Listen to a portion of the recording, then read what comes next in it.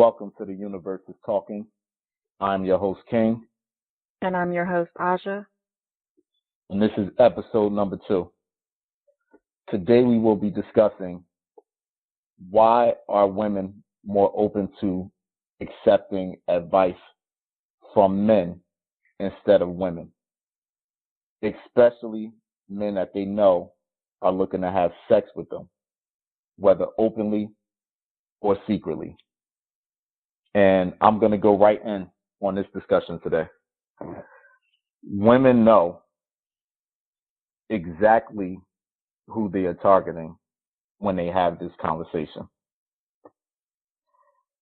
They don't walk up to a homeless guy on the street and say, hey, I'll give you $20 or I'll give you $50 or whatever the number is, but I'll give you this money if you just sit and listen to what's going on in my life right now.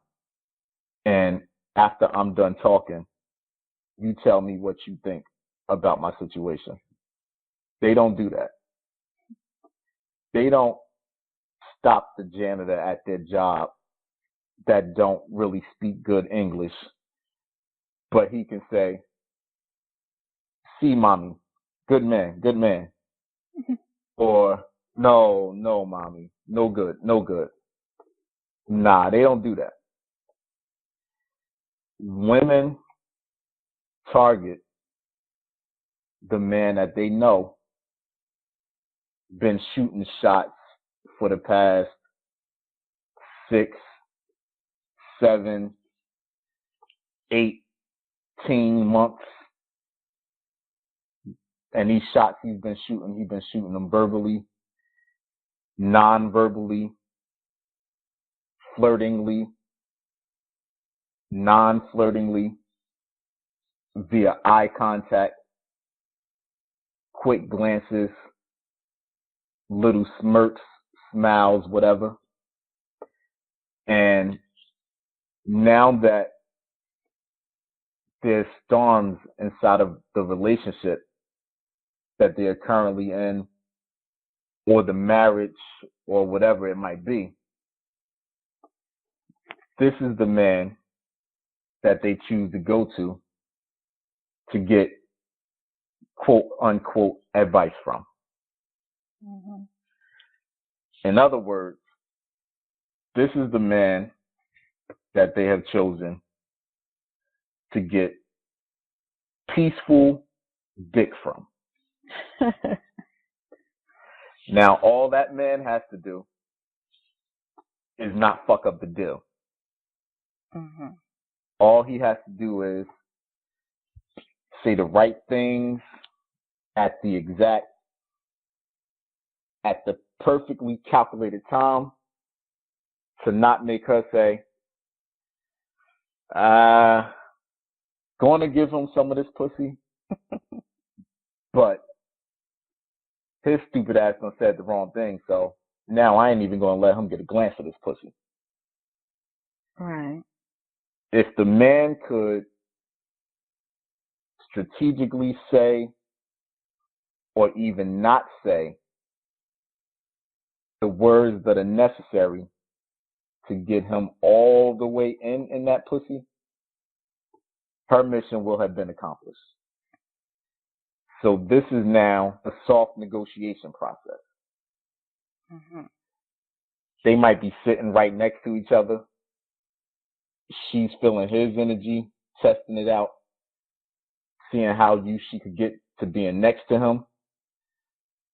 This is the moment he's been waiting for who knows how long, because he know it's only a matter of time. It's only a matter of time before that nigga do something. He's gonna do something, and she's gonna be coming in my mother. She's gonna be coming in my face, wanting to see what's up. He's been waiting for this moment. Now, is he gonna be too anxious?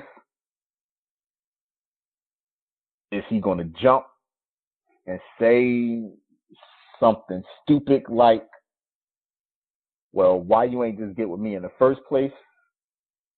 Nah, nigga, this ain't that type of time. No, she don't really want you. She just wanna, test the waters a little bit, see what the negotiation process is like, see if, you know, you could go from being a scout on her team to being worthy of a first round draft pick, maybe even an early second round draft pick. But you got to impress. And that's the reason why she came to talk to you. I see. I think I have a different perspective here.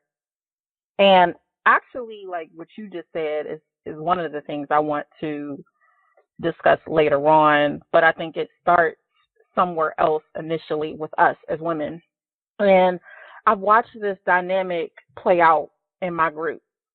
So I have a group that you're also an admin of and you take control over every weekend. And in this group is the majority are women.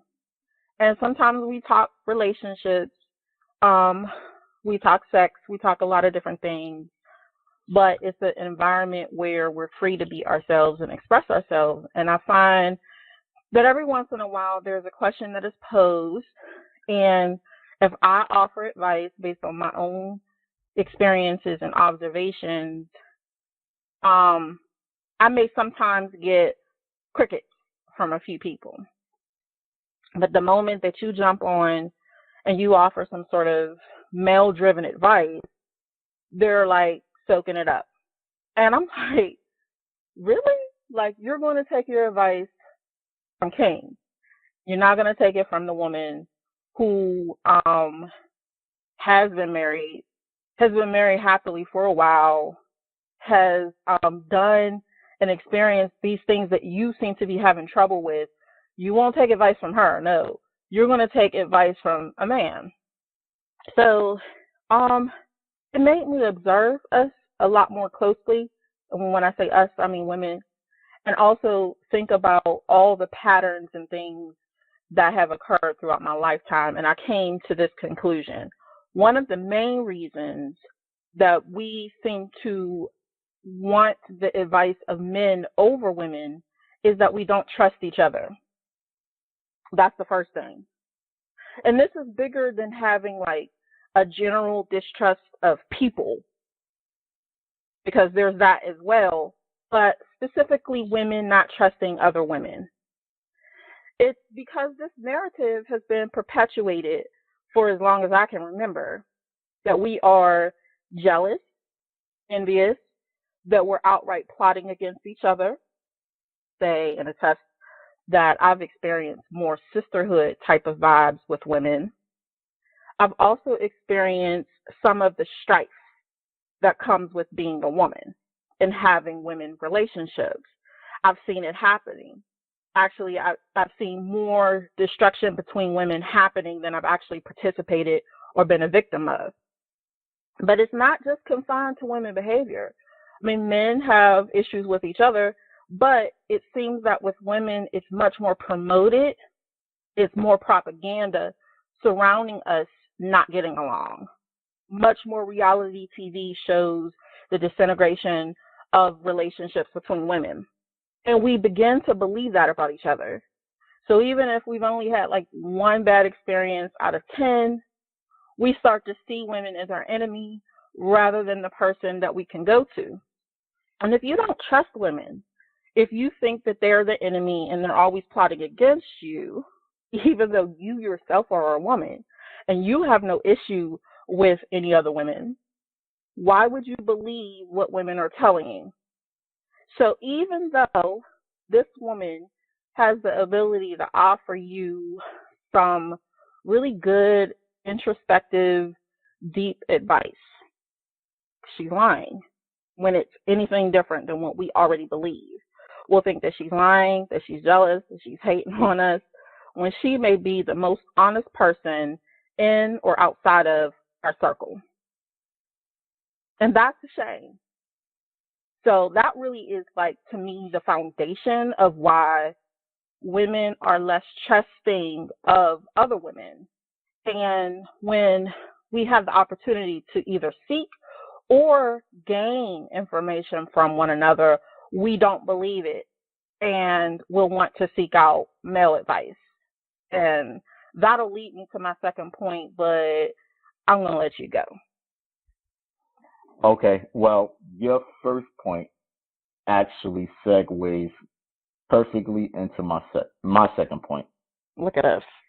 which is not a category 5 disaster yet. So she don't need to speak to a woman just yet. Okay? Well, I should say she don't need to speak to an outside woman just yet. So I'm going to go ahead and get into my second point, which is she's already spoken to a woman, and that woman is herself. She's been discussing in her head with the 35, 38 different voices that she have in her head, whatever this situation is. And as a man, I imagine the conversation goes like this. If he steps with his left foot, that means this. And if he steps with his right foot, that means that. And if he raises his left hand, then I'm going to do this and I'm going to say this. And if he raises his right hand, then I'm going to do that and then I'm going to say that. And she's going over this scenario in her head with all of those 38 different voices that she's carrying inside, so much to the point that she now believes all of that has actually happened in reality. So she's listened to her own voice tell her what she should and shouldn't do, given the different options of what he might say, what he might not say. But she's forgetting the fact that none of this has actually happened, or at least it hasn't happened yet. But she's so deep into this whole situation in her own mind with herself. One, she don't need another woman to give her any input right now, not yet. And two, she believes that her thoughts are the reality of what has happened. Mm-hmm. So now, when she approaches the man that she is with, she's approaching him as if this entire discussion that has been going on in her head has actually happened. And two, because this fantasy situation that has been going on in her head for who knows how long is now reality to her, this now opens the door for her to go and see what's up with Mr. Steph Curry from the three-point line, shooting 85% from the field now all of a sudden, when he was really historically shooting 25% from the field. But since, things ain't going too right about now, let me see what's up with Mr. Steph Curry from the three-point line. I see. You done? I'm done. Okay. You made a good point. My issue with that, and I shouldn't even say it's an issue, because I think we're allowed to do whatever we want to do. I mean, there are consequences to what we do. So we're allowed to take whatever measures we feel is going to help us to move more towards our goal. And if you feel like seeking the advice of someone that you have any remote sexual or romantic interest in, you think that's going to help you in a relationship that you've already established, then go for it. I think that it is a big mistake, because the person that is giving you advice, and you've pretty much proven that, is giving advice based on what he wants from you. So it may not be the very best advice to get you to where your goal is to actually maintain or build a better relationship with the person that you seem to be confused about. I think that one of the reasons why we do seek information and advice from men, because men are less likely to discuss their thoughts and their feelings. So when things come up, we don't understand that language, like you said. when he moves his left hand, we think that it means this, or when he puts his right foot down, we think that it means that. And we really don't know. If you're smart, you'll know that you really don't know. To make the assumption of it would be a mistake. So oftentimes we may seek out male advice to kind of have an interpretation of what another man is doing. But I always felt like there's nobody better to tell you what one means than the source. So in every relationship I've ever been in, I'm very to say that I ask questions all the time. I have no problem asking questions. I know when to ask the question and when to just observe and see, because behavior and actions tell me more than what his words can ever tell me. So if I'm confused about a behavior, if I observe long enough, I'll find out that that behavior either means something or meant nothing. That's just something that he does, or that it does mean something. This is a precursor to some other behavior, but that is something that is revealed over time. And since I'm patient in relationships, meaning I'm in no rush to get to the end. Maybe that's because I never intended to get married, so I never had this plan where like we got to hurry up and get to the point where happily ever after occurs. It's allowed me to kind of chill out and just have a good time and see what happens and observe his behavior. Maybe that's why. But because of that, I think I observed behavior more than try to assume or interpret what that behavior meant. And therefore, when I got confused, or if I got confused, I wasn't seeking out other males or men to interpret it for me. I let him tell me. Doesn't mean that I haven't had relationships or conversations with men over the years that have cleared up a few myths that I had. I believe that there is a lot of good advice that can come from men, but most of that advice has to come from men that have nothing to gain from giving it to you. That's one thing. So if he is trying to get something from you, if he wants something from you, then you're less likely to get the type of advice that's unbiased, even if it's true. What he's telling you has a purpose, and what he's not telling you also has a purpose.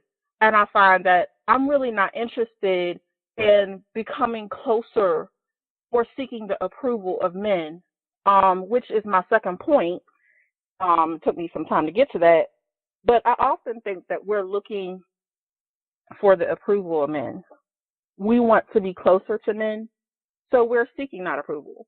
And it doesn't matter that while his perspective is valuable, so I believe that it is such a beautiful experience to listen to men talk, to actually open up and to share their experiences or what their thoughts are on an issue. I also think that when we listen to men, that we should take their perspective and use it for what it's worth. That's the male perspective. It will help us to understand their behavior a lot better. But do we fashion our behavior after men? No. We're still women. Men don't change their behavior because of what women think. You all think we're crazy. Does it change what you do? Do you all still do the same things you do, knowing that it's going to make us crazy? Yeah, you do. You don't change it. You just know that we're going to flip, and you make some sort of provision, or, give yourself a little cushion to deal with the repercussions of your behavior, but you don't change it. So I kind of have issue with us fashioning our behavior after men because of what men say matters to them, or what you all like, or what you think we should be doing, rather than us just deciding to continue to be women and just use male advice as just that. That's his advice, that's his perspective, and it's good to know. And then my other point, the other part to what I was going to say, which was related to your first point, is that we're not blind, and you know it. We're not always seeking your approval. Sometimes what we're seeking is to get closer and to be in a relationship with you all. So all of a sudden, every time we have a problem, we're coming to you. We're seeking your advice or asking for your help. asking for favors, becoming more connected to you, becoming more dependent. Because one thing I can say is that men love to feel needed. Um, and so if we are constantly in a position of need, then that will make you feel valuable to us. And so it won't matter that the advice is really silly or something that we shouldn't be seeking from you. You're happy to help, and you're going to be there for us through that. And ultimately, for some women, not all, but for some women who are seeking to be in relationships with these men that they're seeking advice from, they'll get exactly what they want. And I don't know whether that's a long-term solution. I think it's just a gimmick or a tactic, and it leads to temporary pleasure, but you'll find that all he wanted to do was play. He was all in for the game from the door, and you're in for some sort of long-term game, and he's just in for, you know, a quarter or two. That's it. That's all he wants. Well, I'm sorry, did I cut you off just now? I want to know what your thoughts are. All right, well, how on earth are you expecting me to play on your team for a whole season when you're pregnant with another man's baby? So, yeah, of course, I will absolutely stick my dick in you. But as soon as I stick my dick out, you need to go back to figuring out what you and that man are going to do after that baby is born. And in consideration of him, I'll be very respectful of the hours. I won't contact you during the daytime. I'll wait for the nighttime. Matter of fact, I won't contact you at all. You contact me when you want me to come get some of that pregnant pussy. But no, I am not sticking around for the whole season. No, I'll be around for the 6 months remaining that you brought me into. And then once the baby comes, y'all go ahead and figure out y'all thing. I'll disappear and go back to being the ghost that I was before I appeared. If you are married, again, no, I'm not sticking around for the whole season. You have a husband to go be with. I will be considerate. I will make sure you're home by midnight, the absolute latest, because I don't want him thinking that I'm being disrespectful by keeping you out past certain hours of the night. So I'm going to make sure you get home to him by midnight, the absolute latest, if that's okay. If I should adjust my midnight rule to 10 p.m., I have no problem with that at all. You'll make it home by 10 p.m., the absolute latest, and you can go back to living your happily married life. But for you to think as a pregnant woman or a married woman that I'm looking to be the replacement father or the replacement husband, I can tell you right now, that has never crossed my mind in this equation that exists between us. So let's talk about the flaw in the whole thought process of seeking advice from one man about another man. Okay. Unless the man that you're going to talk to has sat right next to me in a strip club for the past 8 years, night in and night out, unless he's been at open bar with me and he's witnessed me do whatever I do in either one of those environments, outside of those environments, unless he's witnessed it firsthand and unless he's lived that Playboy lifestyle the same exact way that I've lived it to some degree, he can't tell you why I'm doing what I'm doing, how I'm thinking, and what my next thought or step is going to be, because he is not me. So that's the first problem in going to someone outside of your situation. You're going to talk to a man that's either as much as or less than a man than your man. So whatever you're getting from this outsider is not going to equal up. That's problem number one. Problem number two, as the man outside of your situation, we don't really care what's going on with you and your husband, your partner, your boyfriend, your man, whatever he is. We don't care that y'all are not having sex. We don't care about how he talks to you. We don't care that you and him don't see eye to eye on anything at all in life. You married them. You deal with it. Don't come crying to me about whatever's happening in that situation. I don't have any thought about that in the world. My only thought is, how much do I need to adjust my shot so this shot can start falling down? That's the only thing I care about. But if you think that you talking to me about your situation means that I care, then go ahead, talk away. Just understand that I have nothing to say about that. I'm going to transition the conversation into how amazing your hair looks. I noticed you got your nails done. I like it. Did you get your toes done also? That was great. I like that.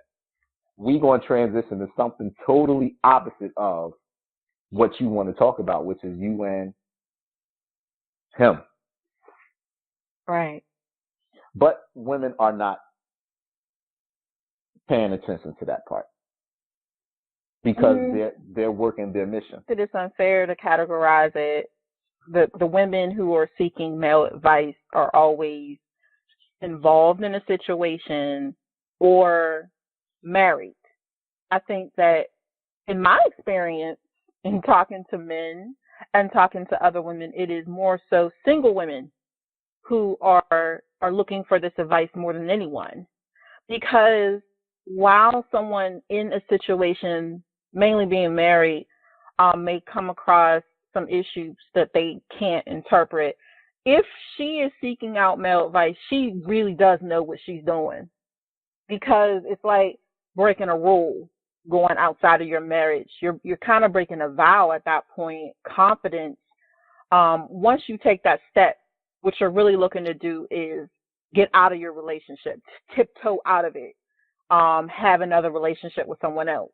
But I think that it is so much easier and not a breach of contract to seek male advice if you're single. If you're single and you're having problems, I mean, let's just face it. If you're single and you don't want to be, you're probably always wondering why you're still single. And there are a lot of single men and women who don't want to be. They want a relationship. They want to either be in a long-term committed relationship or they want a husband or wife.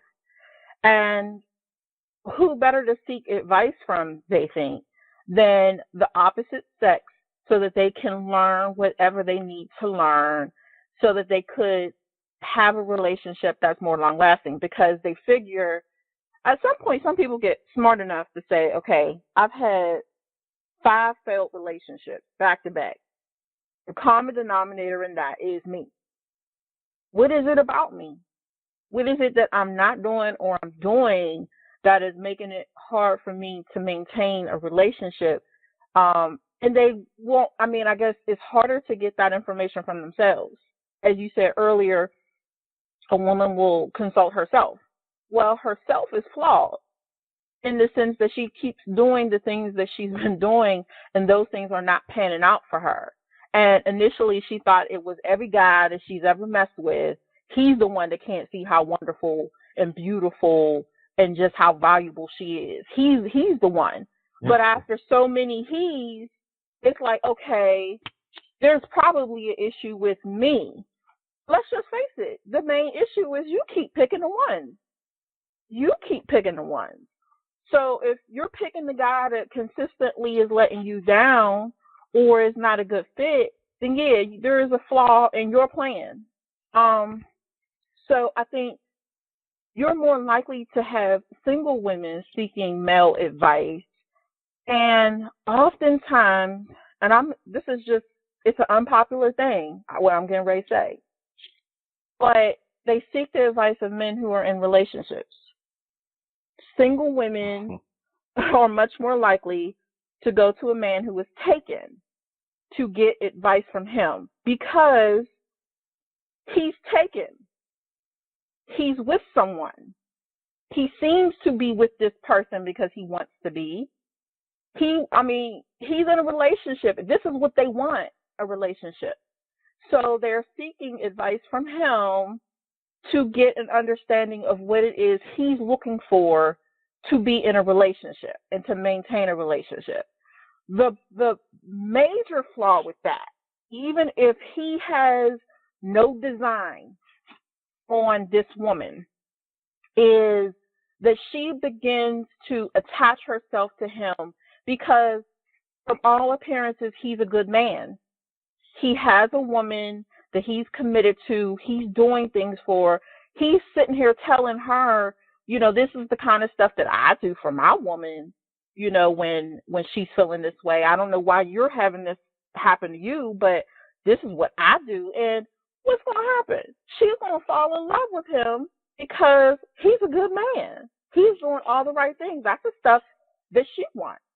And then before you know it, they may be confiding in each other about issues. So he may say, I did all this for my woman, and she didn't really seem to appreciate it. Now she's like, well, I wish somebody did that for me. I'd appreciate it. And this is a whole different topic. Yep, it is. And I'm purposely not going to go in on this.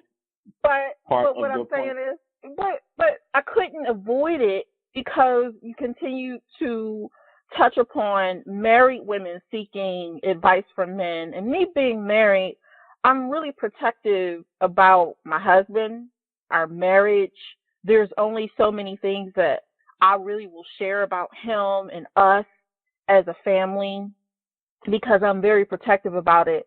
So I know that, and I know I'm not alone. I speak with a lot of married women who have happy marriages because I really believe that you are the company you keep. So I like to talk to people who are happy. I really do not like to speak with someone who constantly are talking bad things about marriage or committed relationships as if these things don't really work out or that the people that are in them aren't truly happy. I mean, that is, I think, a myth that happy people really aren't happy.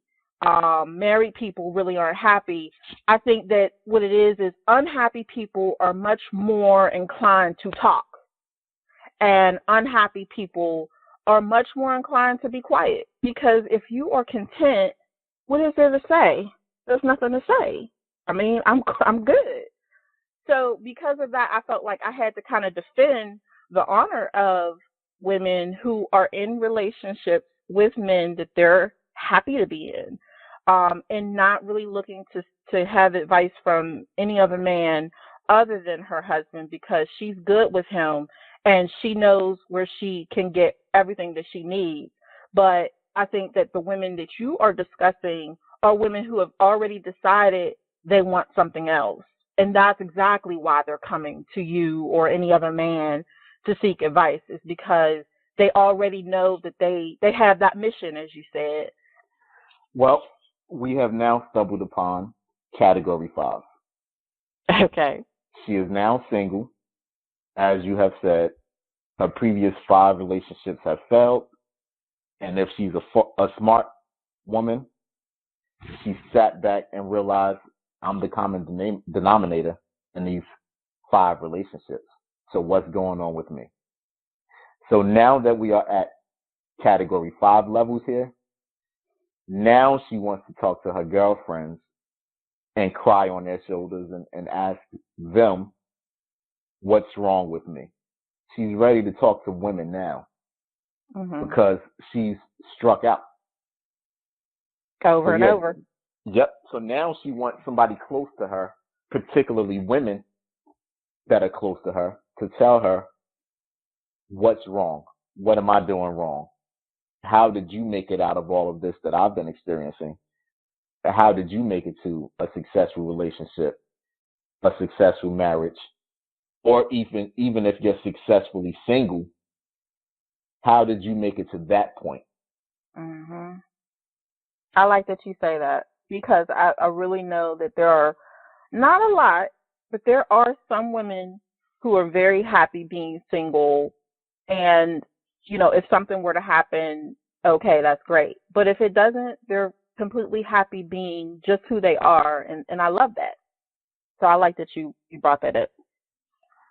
All right, now for the single woman who have conversations with men to test their logic and see how they think, to them, I just simply say, live your best life. If being in a relationship is what you're after, if having a long-term commitment that ends however it ends, and when I say end, I don't mean ending tragically, as in a breakup, but I'm also saying ending, maybe you want the marriage ending, maybe you want children and house ending, whatever that perfect ending is for you. If that is your goal, live your best life. You have to get yourself to a happy point after you've gone through your single period and you've figured out what you've been doing wrong. You now have to step out there and start shooting your shots. So now you're in the WNBA and you're the one shooting the shots. And that, I don't mean aggressively shooting your shots as a man might do. I'm just simply saying putting yourself in areas where men can see you and you can give them the opportunity to at least have a conversation with you. Mhm. If you're not out there to be seen, then you're not out there to be taken either. Can I just like inject something here? Yep. I think that it's important though, and no judgment, really no judgment, but I think it's important to be clear that being seen doesn't mean showing the very um the basal nature, like appealing to that part of men. I think if you are always showing them your ass, your titties, poking your lips out and hoping that that's going to get somebody and lure them in. If you're always showing the sensual and sexual parts of you, this is what you're displaying, then yeah, you're going to get some men. You're going to get lots of men. You're going to get lots of comments on your pictures. You're going to get lots of DMs. But none of those things are satisfying when what you're seeking is more than just sex. Because when you put that out there, what you get are the people who are looking to use those parts of you. Yes, they're going to say you're beautiful, you're sexy. Oh, look at, oh, girl, look at you. But you're not getting the man. You're getting his dick. His dick is speaking at that point because that's what you wanted to talk to. So I think when you say to women, and this is male advice, but when you say to women to put themselves out there, this is my advice as well. Put yourself in situations where the man that is in the situation with you, that is within reach of you, is seeking something more. So, you're going to have to go to places and things where there's some sort of common ground. Where if he is also there, then he probably has this interest that you also have. Now you have a foundation to build upon that isn't your sexuality. Now, I'm not saying that you can't look good. I'm not saying that he won't notice these qualities about you because men see these things right away. I'm saying if you're not advertising them as the thing that you want him to connect to, then he's much more likely to want to have a conversation with you while also recognizing just how beautiful you are, how soft your lips are, how nice and juicy your breasts are, and all of those things. He's seeing those things as well, but he's also having the opportunity to have a conversation with you. One of the qualities that I feel like I've always had, no matter what anybody has been saying to me or what they see in me, is that I use my brain. That I don't care if you come to me and say, you got some juicy lips, girl. I'm not going to discuss that with you. I'm not going to respond to that. I'm not here for that. I'm not poking those things out. I can't help it. They're very visible, but I'm not here to discuss my lips with you. I'm here to discuss this topic.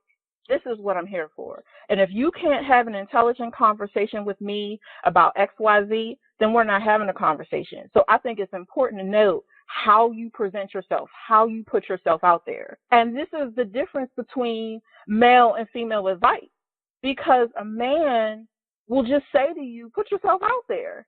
You're like, yeah, let me put myself out there. The next picture I'm going to post is with all my girls hanging out, and or a back shot where he could see just how round my ass is, and hope that I get 20 million likes, and everybody, I'm going to at least get 10 DMs with somebody who I may be digging.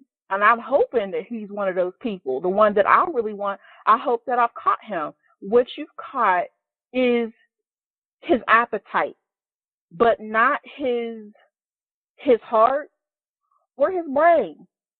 All he sees is a piece of meat. So, am I wrong? Am I wrong? Well, that's not the scene I'm talking about. I'm talking about outside of your home. I'll get to that part later. But I'm talking about be seen outside of your home. I don't want the single woman to think that they're just going to sit home and say, I want to be with a good man, or I want to be in a relationship, and then magically someone's going to knock on their door, and that's going to be him. Well, in the age of technology, there are relationships that occur when people don't leave the house. You can be online and start a relationship. I mean, it's the truth, though. There are lots of relationships that are born online, and no one left anywhere. They're in their house. But I get your point. Yeah, so that's all I'm saying. I'm just saying, don't sit home alone thinking that you're going to get whatever it is that you want from this man that's currently not in your life. That's all I'm saying. Now, as far as presenting your ass, your titties, or whatever else you think it is that's going to attract a man to physically want you, as a man, that lets me know that you think that that's your best asset, if that's all you're throwing in my face. I already seen your ass. I already know. I'm saying with your clothes on, I already saw it. I already know how big, small it is, how it's shaped. I already know that part. I looked already. I already know that you're a B cup, C cup, whatever. I already know that part. If you want to go the extra mile and reveal it a little more than necessary, then okay, cool. I know that this is what you think is the best presentation that you have to offer. So you will be dealt with as such by the men that approach you because of that. So on that point, we agree for sure. I think that women often want to start with something else, but they find that they don't get the attention or attraction that they're looking for. And then they kind of just go to what is tried and true, which is to show their body and show their face in certain parts of their face in order to appeal. I think that many women have brains and or big hearts, but those things are very hard to show anyone because it really takes a man taking the time to talk to them and listen to them and give them some opportunities to show who they are. And there are a lot of men who are not seeking a relationship, so they don't take that time.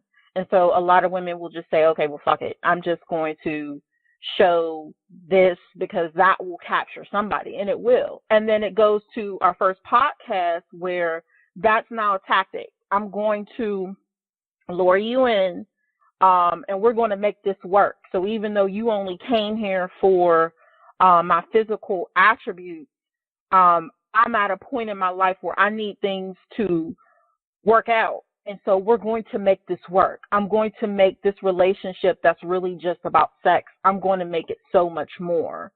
So I think that is unfortunate because it's really hard. I mean, it's impossible. It really is impossible to change anybody. So if all he came here for is this, you're not going to change him. If anything, he may alter his actions so that he can be around a lot longer to get more of the thing he came for. So there are men who will play that game. If you want to have an intellectual relationship, they'll have it with you, because if that's what's going to get me to come over here later at night or whenever I want to, then I'll do it. But you'll find that you're not going to get him to go beyond any of that. Like, he's just going to have the conversation. He's not going to be making any type of long-term goal plans with you. And I think that's when that game comes to bite them in the ass, because it really doesn't work out. And I think that it's important to note on our podcast that both of us are talking like in general. There's always the exception to the rules. There are relationships that start with just sex and end up becoming so much more. There are relationships that, have an intellectual or emotional start, but end up not being long lasting. So there's no, it's not like a guarantee, but this is just general. Right. And not only is it general, but it's also non-judgmental. Mm-hmm. As right. in your group that you brought up earlier, people get to express themselves however they want to express themselves in the 100% non-judgmental zone. Mm-hmm. And that's the same exact thing that we have here on the podcast. Whatever we are saying, we're not judging anyone for whatever way they choose to go. Right. We're just more so discussing the pros and the cons of going that way. Right. Whichever way you choose to go is totally up to you. Absolutely. So I think that we did a good job of sharing our opinions today. Yeah, this was a great discussion. Mhm. I loved it. So, I thank you all for listening in on episode 2 of The Universe is Talking. I hope that you've enjoyed. Please leave a comment below. Subscribe to our YouTube channel, Universe Talking, to be notified of new episodes every week. Thank you.